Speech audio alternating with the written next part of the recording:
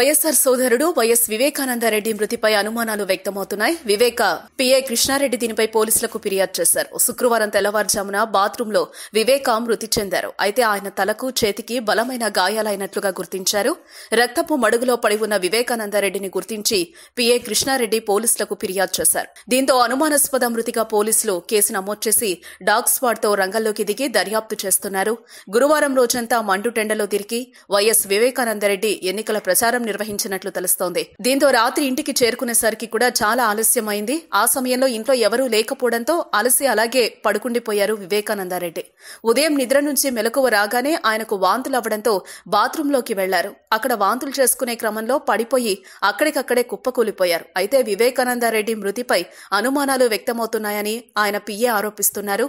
వివేకానందరెడ్డి మృతదేహాన్ని పోస్టుమార్టం నిర్వహించి నిజ నిజాలు నిగ్గు తేలుస్తామని పోలీసులు చెబుతున్నారు.